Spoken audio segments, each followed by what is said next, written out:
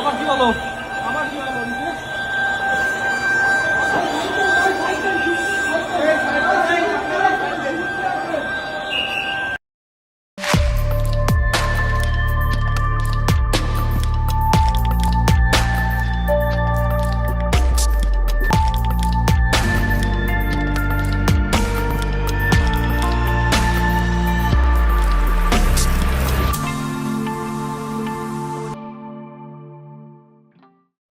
BNP সরকার 8 দিন হাসপাতালের licence বাতিল করেছে, মহা বিশাল হেডমের কাজ করে ফেলিছে। কি অবস্থা দেখিছেন তো? আমাদের সময় দেন, আমরা বাচ্চাগুলো রিকভার করি, তারপর আপনারা ব্যবস্থা নেন। এটা গরিবের হসপিটাল তো, এই জন্য এরা লাইসেন্স বাতিল করা হয়েছে, আর কোনো কিছু না। খামের জন্য এতগুলো বাচ্চা মারা যাইতেছে, ওখানে কোনো তদন্ত নাই। কেন ভ্যাকসিন করার কোনো তদন্ত নাই? তাহলে এখানে এটা দূর করে না করছে, তার জন্য আরো পানিশমেন্ট আছে। একটা হসপিটাল বন্ধ করে দিলে কি আসে না এখানে। এখানে যে সুযোগ সুবিধাগুলো পাচ্ছি অন্য কোথাও পাবো না। আর সবচেয়ে বড় কথা হচ্ছে আমার বাচ্চার যে রোগ, এই রোগের অন্য হসপিটাল আছে, এই রোগ কি সেটাই জানে না। বাচ্চা নিয়ে আমরা বের হয়ে যেতাম, লাইসেন্স বন্ধ হয়ে গেছে, এখন আমরা কোথায় যাবো? আপনারা বলেন। স্বাস্থ্যমন্ত্রীর কাছে আমাদের অনুরোধ, আমরা কোথায় যাবো বাচ্চাগুলো নিয়ে? আমার বাচ্চার রিপোর্ট 2 দিন সময় লাগবে, ব্লাড কালচারের রিপোর্ট আছে, তাই না? এখন আমি এই বাচ্চার এই কালচারের রিপোর্ট যদি না কমে, তার ইনফেকশনের পরিমাণ না কমে, আমি অন্য কোথাও নিয়ে আবার রেফার করলাম, আবার টানহাইসরা। প্রত্যেকটা বাচ্চার ভিতরে একই সমস্যা, কারণ আমরা গার্জিয়ান, আমরা ভিতরে ঢুকতেছি প্রতিনিয়ত, জানতেছি এরকম করা উচিত না। আমার একটা আপাতত কথা এতটুকুর ভিতরে আপনারা স্বাস্থ্য মন্ত্রণালয়ে কথাগুলো পৌঁছান যে এত শর্ট টাইমে এটা সম্ভব না করা। আমার জামাই চটপটি বেছে, আমার মায়ের মনে করেন রক্ত কম, আজকে অপারেশন করার কথা ছিল না, ফিরা সাদা রক্ত কিনলেন না। অপারেশন আমি মনে করেন শনিবার ডেট করছে, 60,000 টাকার মতন আমার গেছে গা। ধরেন শরীরে তুই জাজি রাখতো নাইছি, ওখান যদি আমার যাইতে হয় গা, তাহলে আমি ওই মাইয়ার নিয়ে আর জামাই বেছে চট করি, আমি কই টাকা পাই? টাকা কই পাই? ওই হাসপাতালে তো রোগীরা চিকিৎসা নিতেছিল, মরণাপন্ন রোগীরা ছিল, আইসিইউতে রোগীরা ছিল, পোস্ট অপারেটিভে রোগীরা ছিল, কিছুক্ষণ আগে যাদের সার্জারি হয়েছে, সেই সব রোগীরা কি ভয়াবহ সমস্যায় পড়েছে দেখেন। এই লাইসেন্স বাতিলের নোটিশ কখন দেওয়া হয়েছে জানেন? বৃহস্পতিবার, কার্যদিবসের শেষ সময়, যেন কোনো আইনি ব্যবস্থা না নেওয়া যায়। কেমন জাউরামো দেখেন। জাউরামোর ইচ্ছা না থাকলে তো কেউ বাইসা বাইসা সাপ্তাহিক ছুটির আগের মুহূর্তে এই কাম করে না। তো এই জাউরামো কেন? কারণ সরকার গেছে পাগল হইয়া। এটা কথা মনে করাই দিই, আন্তর্জাতিক অপরাধ ট্রাইব্যুনালের নামে বিচারিক হত্যাকাণ্ড বাস্তবায়নের প্রক্রিয়া যখন আগায় চলতেছিল, তখন আমার দেশ পত্রিকায় প্রকাশিত হয় স্কাইপ ক্যান্ডেল। এটা ছিল বিচারের নামে সেই সময় চলমান নাটক নিয়া নিজামুল হক নাসিম এবং আহমেদ জিয়াউদ্দিনের স্কাইপ কথোপকথন। এই কথোপকথনে উঠে আসছিল জুডিশিয়াল মার্ডারের পরিকল্পনা বাস্তবায়নের পুরো চিত্র। ঠিক একইভাবে এখন বিএনপি সরকার পাগলা হইয়া গেছে। তারা যেভাবেই হোক রাজনৈতিক প্রতিপক্ষকে দৌড়ের উপরে রাখবে বলে পাগলের মতো যা ইচ্ছা তাই করতেছে। ইসলামী ব্যাংক খাইয়া দেওয়ার আওয়ামী তরিকা বিএনপি বাধ্য ছাত্রের মতো ফলো করতেছে। শুধু তাই না, আরো একবার যত ইসলামের নামধাম আছে এরম সব প্রতিষ্ঠানের উপরে খড়গগ্রস্ত হয়েছে। তাদের ধারণা হয়েছে এই প্রতিষ্ঠানগুলো আসলে জামাতের প্রতিষ্ঠান, এগুলোরে সাইজ করলে জামাত সাইজ হয়ে যাবে। আমি যতটুকু জানছি এই সাজেশন বিএনপিকে দিচ্ছে ডিজিএফআই, আর সেই প্রেসক্রিপশনে চলতেছে বিএনপি। ডিজিএফআই এর প্রেসক্রিপশনে কাটারানিতে তো হেলিকপ্টারে পলাইতে হয়েছে, আবার বিএনপি সেই ডিজিএফআই এর প্রেসক্রিপশন ফলো করতেছে। কেন বিএনপি এটা বাধ্য ছাত্রের মতো ফলো করতেছে, এটা একটু বিস্তারিত বুঝতে দেখতে হবে। 8 দিনের প্রসঙ্গে আবার ফিরে আসবো, কারণ পুরা বিষয়টার সাথে একটা গভীর রাজনৈতিক প্রশ্ন যুক্ত আছে। তাই পুরাটা না বুঝলে এই 8 দিনের প্রবলেমটা, চিত্রটা, ইসলামী ব্যাংকের প্রবলেমটা পরিষ্কার হবে না। আসেন সেটা একটু বুঝে দেখি, একটু অন্য দিকে যাইতেছি। বিএনপিরে বোঝানো হয়েছে হাসিনা পতনের পরে বাংলাদেশে ইসলামপন্থার উত্থান হয়েছে, তুমি সামলাইতে পারবা না, তাই আওয়ামী বাম সব মিলা ইসলামপন্থীদের ঠেকাও, সবাই একসাথে নাও। সব গর্ত থেকে বাইরে হয়েছে। আওয়ামী লীগ নানা জায়গায় মিছিল করতেছে, ইন্ডিয়ান হাই কমিশনার বেনাপোল দিয়ে বুক ফুলায় ঢাকায় ঢুকায় কয় আমাদের অভিন্ন স্বপ্ন, আমরা একসাথে চলবো, আমরা একসাথে একটা কত বড় জাতি গোষ্ঠী হইতে পারি। কি কইছে তার মানে হইতেছে আমরা একটা দেশ হইয়া যাই। আমি একটাই কথা বলতে পারি, আমাদের যা পপুলেশন আছে 140 কোটি, আর ওতে আমি 20 কোটি অ্যাড করে দিই, তাহলে 160। আমি যা এখানটা করতে চাই ওইটা 140 নাই, 60 অ্যাডেড, এখান থেকে 20 অ্যাড করে দিচ্ছি, তাহলে যা হবে একসঙ্গে হবে, বুঝেছো? আলাদাভাবে আমি ভাবছি না, আমার মনে ওইটা ঢুকছেই না। দেখুন তো, হেঁটে চলে এলাম, মনে হচ্ছে না যে আমি বাংলাদেশে এসেছি। ওইটা দেখতে হলো, তাকে বললো হ্যাঁ আপনি বাংলাদেশের বর্ডারে, এমনি মনেই হচ্ছে না। সবসময় আমি বলি একই আকাশ, একই বাতাস, একই যন্ত্রণা। তাহলে আমরা মিলে মিশে ভিসার সব বললে আমার সব মাথায় আছে, একটা খালি বলে যায় সবাই খুশি হবে, ওই কাজটা করবো। দেখেছেন? হ্যাঁ, তো মাদারবোর্ড তো স্বপ্ন অখণ্ড ভারত, অভিন্ন স্বপ্ন কেমনে হয় আমাদের, কেমনে ইন্ডিয়া কামব্যাক করেছে দেখেন। আবার এর চারপাশে হাই কমিশনের চারপাশে সেই আওয়ামী লীগ আমলের মতোই লোকজন ঘিরা ধরিছে, দেখেছেন? এটাই হইতেছে কামব্যাক। সেজন্য তো দেখছেন জুলাই যোদ্ধাদের উলঙ্গ কইরা পিটায় নেত্রকোনায়, জুলাই স্তম্ভে আগুন দেয়, মাহাদিরের দৌড়ানি দেয়, আর নটি শাওন উল্লাস করে সেটা দেখা। আবার দেখেন ফুন্দের আলো কি করতেছে, তারাও কামব্যাক করছে, একই সাথে কি টাইটেল করছে দেখেন। ধরেন আওয়ামী লীগের কোনো ফ্যাসিস্ট এমপি মন্ত্রী মারা গেল, প্রথম আলো কি লিখবে? মারা গেলেন অমুক, তার সাথে একটা ভালো বিশেষণ ইউজ করবে, বলবে বর্ষিয়ান রাজনীতিবিদ। দেখেন বাংলাদেশের সবচেয়ে ক্রিমিনাল পলিটিশিয়ান তোফায়েল নিয়ে লিখেছে কি দেশের রাজনীতিতে নাকি স্মরণীয় হয়ে থাকবে, অথচ মাদের ক্ষেত্রে টোনটা দেখেন। পারলে একটা গালিও অ্যাড করে দিত ওই টাইটেলের সাথে, কই তো থানা পুরাই দিছি, হুমকি দেওয়া, সেই বৈষম্য বিরোধী ছাত্র নেতা এখন ধাওয়া খায় থানায় এসে লুকাইছে, এভাবে লিখতো পারলে। তো ধাওয়া দিছে কে? সে কেন থানায় আশ্রয় নিচ্ছে? তার মানে পরিস্থিতি এমন পর্যায়ে গেছে যে তার উপরে যে একটা অ্যাটাক হয়েছে, থানায় আশ্রয় নিতে বাধ্য হয়েছে, তো এটা তো থানায় আশ্রয় নিতে বাধ্য, তাকে তো ধাওয়া হয়েছে, তো ক্রাইম। এই ক্রাইমকে ফোকাসে রাখা হয় নাই। যদি ক্রাইমকে ফোকাসে না রাখবে তাহলে সংবাদপত্রে কাজ কি? থানা পুরাই দিছি বলে মাদের সেই বক্তব্য তো তখনই সেটেল হয়ে গেছে। এখন ওইটাকে একটা ব্যাক স্টোরি হিসেবে না মাদের উপর হামলার চেষ্টাকে জাস্টিফাই করা হইতেছে। এটাই ফুন্দের আলো, এটাই দিল্লি স্টার, ভিকটিমকে মক করতেছে। এটা কোন ধরনের সাংবাদিকতার জাউরার জাউরা ভাই? এই আবার একটা জাউরা সিল মেরে দেন ফন্দের আলোরে আর মতিউর রহমানকে। এটা তো আসলে লীগের অ্যাক্টিভিজম। লীগ যা বলতো তাই প্রথম আলো বলে, লীগের যা কিছু রাগ ক্ষোভ প্রথম আলো সেগুলো সবগুলো পোষে। আওয়ামী লীগ মাঠে নামতেছে, ইন্ডিয়া কামব্যাক করতেছে, ফুন্দের আলোর আওয়াজ বাড়তেছে, সব এক সুতায় বাধা। একবার পাবলিক জ্বালায় দিছে ফুন্দের আলো, তারপরে শিক্ষা হয় না, এদের শিক্ষা হয় না। ফুন্দের আলো দিল্লি স্টার শুধু ইন্ডিয়ান মিডিয়া না, তারা নিজেরাও ফ্যাসিস্ট। ফুন্দের আলো দিল্লি স্টার যতদিন বাংলাদেশে থাকবে ততদিন আওয়ামী লীগ ফিরে ফিরে আসবে। এইবার আসেন দেখি এই 8 দিনকে আসলে জামাতে প্রতিষ্ঠান, ইসলামী ব্যাংকে আসলে জামাতে প্রতিষ্ঠান। জামাতে ইসলামী সরাসরি মালিকানায় না থাকলেও জামাত প্রভাবিত প্রতিষ্ঠান তো বটেই, এটা তো কেউ অস্বীকার করে না। আর এটাই হইতেছে ওদের বিপদ। প্রথমত এই প্রতিষ্ঠানগুলো অন্য প্রতিষ্ঠানের চাইতে ভালো ফাংশন করে, সেবা দেয় মূলত নিম্নবিত্ত এবং দরিদ্রদের, মানসম্পন্ন সেবা দেয় কম পয়সায়। প্রতিষ্ঠানগুলোতে ইসলামপন্থীদের চাকরি বাকরি হয়। বাংলাদেশে তো অনেক প্রতিষ্ঠানে দাঁড়িয়ে থাকলে চাকরি হয় না, এটা তো সত্য কথা। আর সবচেয়ে বড় কথা, একটা অল্টারনেট গভর্নেন্সের চিত্র তারা উপস্থাপন করতে পারতেছে। আর্থিক প্রতিষ্ঠান আমরা চালাইলে এরকম হইতো, তারা দেখাইতে পারে। স্বাস্থ্য ব্যবস্থা আমরা চালাইলে এরকম হইতো, তারা দেখাইতে পারে। একটা প্রশ্ন করি, বিএনপির কি ব্যবসা নাই? আওয়ামী লীগের ব্যবসা নাই? আছে, হোটেল আছে। আব্দুল আল মিন্টুর ন্যাশনাল ব্যাংক আছে না? সালমান এফ রহমানের বেক্সিমকো সাম্রাজ্য আছে না? মিজানুর রহমান সিনার একমি আছে না? আর এই যে আমাদের সমাজ কল্যাণ মন্ত্রী জাহিদ ভাই, ওনার তো ফার্মা আছে, হাসপাতালও আছে।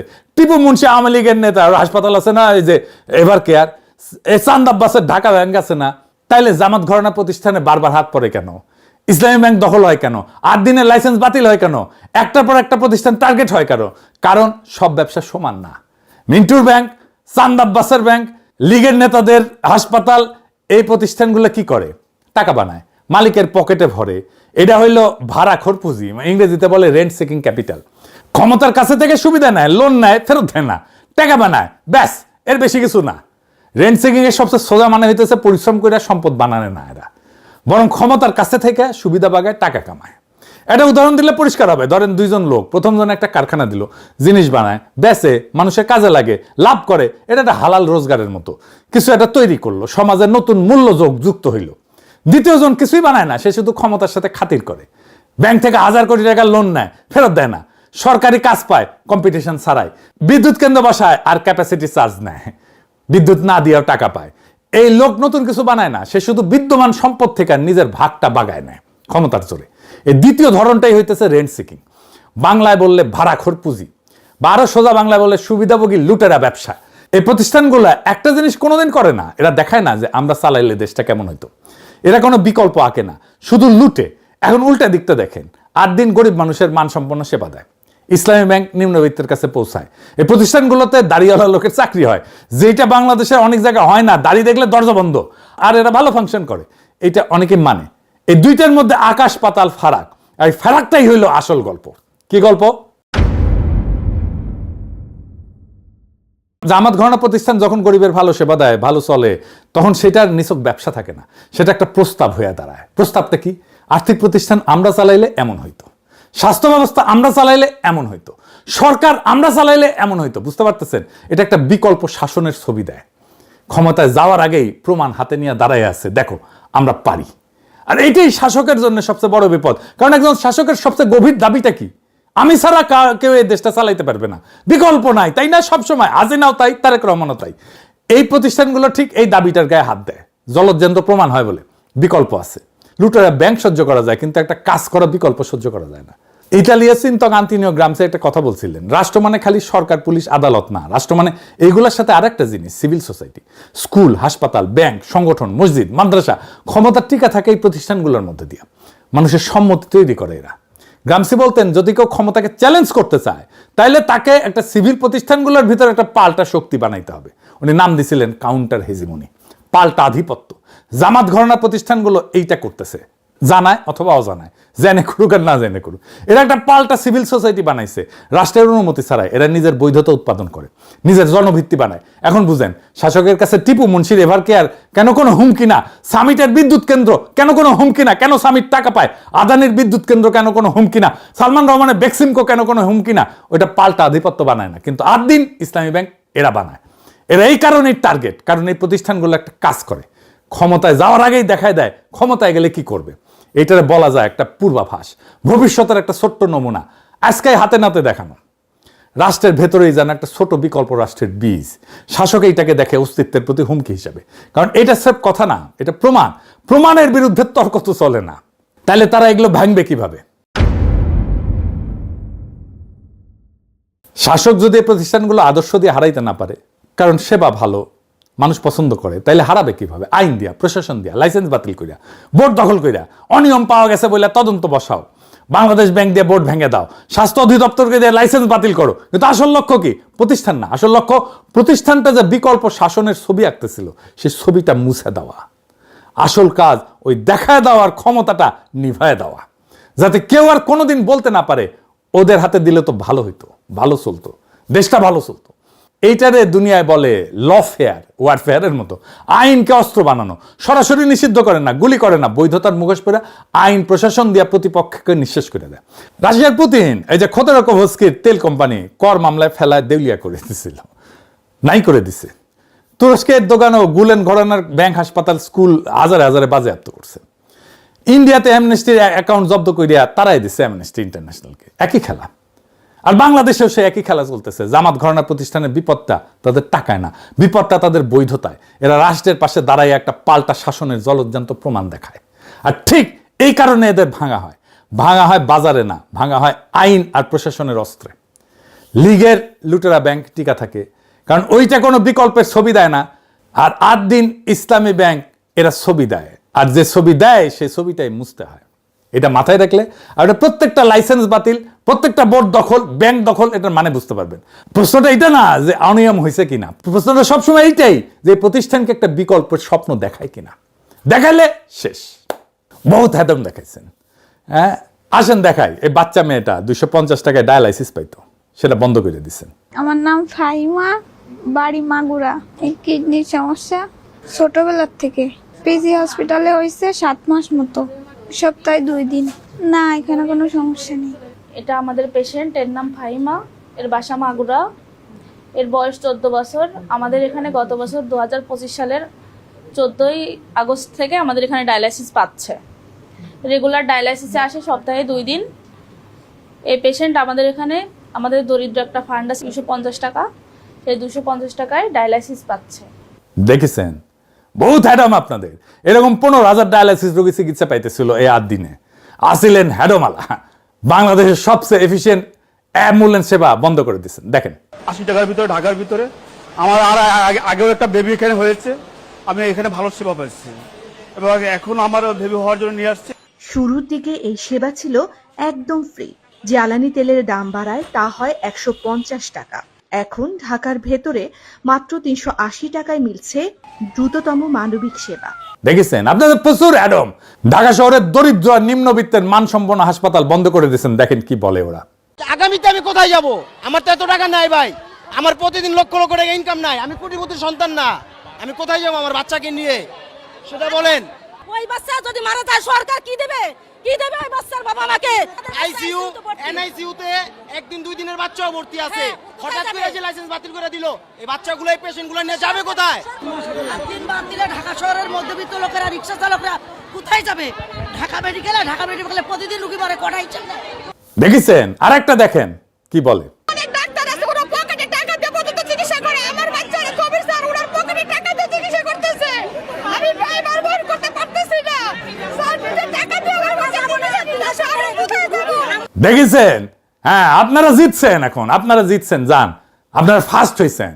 বহুত হ্যাডম আপনাদের। ক্ষমতায় থাকলে নিজেদেরকে অনেক হ্যাডোমালাই মনে হয়। হাসিনাও মনে করতো, সোহরাওয়ার্দীর বডিগার্ড নিজেও মনে করতো এই হাসপাতাল অন্যায়ভাবে বন্ধ করাটা বিএনপির অন্ধকার ইতিহাসের সাথে যুক্ত হয়ে থাকবে।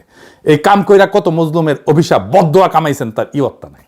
হ্যাডমের হিসাব বাদ দেন, শুধু একটা মুখ মনে রাখেন, ওই বাচ্চা মেয়েটার মুখ। তাই 2 বার যার শরীরের রক্ত মেশিনে শোধন হইতো 250 টাকায় মাত্র। আজকে যার সামনে শুধুই অন্ধকার, তার মা কাকে বলবে যে আমার মেয়েটারে বাঁচান? কোন অফিসের দরজায় গিয়ে বলবে? পোস্ট অপারেটিভ ওয়ার্ডে যে রোগীটা সবে অপারেশনের পর চোখ খুলছিল, তার এখন কোথায় নেওয়া হবে? আইসিইউ যে মানুষটা একটা শ্বাসের জন্য লড়তেছিল, তারপরে সেই শ্বাসটার দাম কে দেবে? এরা কেউ জামাত করে না, এরা কেউ বিএনপিও করে না, এরা শুধু গরিব। এদের একমাত্র অপরাধ এরা গরিব হইয়া বাঁচতে চাইছিল। আর আপনারা বৃহস্পতিবার বিকালে ছুটির ঘন্টা বাজার আগেই একটা কাগজে সই কইরা তাদের সেই বাঁচার অধিকারটা কাইরা নিলেন। আপনারা ভাবতেছেন প্রতিষ্ঠান বন্ধ করছেন, জামাত সাইজ করছেন, বিকল্পের ছবি মুছছেন। না, আপনারা একটা মেশিন বন্ধ করেন নাই, আপনারা একটা মানুষের নিঃশ্বাস বন্ধ করছেন, আপনারা একটা ভবনে তালা দেন নাই, আপনারা হাজারটা পরিবারের শেষ ভরসার দরজায় তালা দিয়ে দিয়েছেন। ইতিহাস সব মনে রাখে। হাসিনা ভুলে গেছিল যে রক্তের হিসাব একদিন দিতে হয়। আপনারা ভুলে যেতেছেন, কিন্তু যেই মা আজকের রাতে তার সন্তানের জন্য কাঁদতেছে, যে রোগী আজকের রাতে বিনা চিকিৎসায় ছটফট করতেছে, তাদের চোখের পানি আসমানে গিয়া পৌঁছাইবে। আর মজলুমের সেই চোখের পানির সামনে দুনিয়ার কোনো হ্যাডম, দুনিয়ার কোনো ক্ষমতা, কোনো ডিজিএফ এর প্রেসক্রিপশন টিকে না। আপনারা ভাবছেন আপনারা জিতছেন, আসলে আপনারা শুধু একটা জিনিস কামাইছেন, অভিশাপ, মানুষের অভিশাপ, মজলুমের অভিশাপ। মজলুমের অভিশাপ কামানো মানুষ কোনোদিন জিতে না। আপনারা একটা দুর্বল সরকার, দুর্বল সরকার ছায়া দেখে ভয় পান। সরকারকে বাঁচায় মানুষের ভালোবাসা, মানুষের সমর্থন, সেটাও হারাইতেছেন। নিজে চেষ্টা করে হারাইতেছেন, নিজের হাতে হারাইতেছেন। আপনাদের পতন যে কি ভয়ঙ্কর হবে আপনারা কল্পনাও করতে পারতেছেন না। সেই দিন আপনারা বুঝবেন আপনারা কি জেতা জিতছিলেন। আজকে ইনকিলাব জিন্দাবাদ।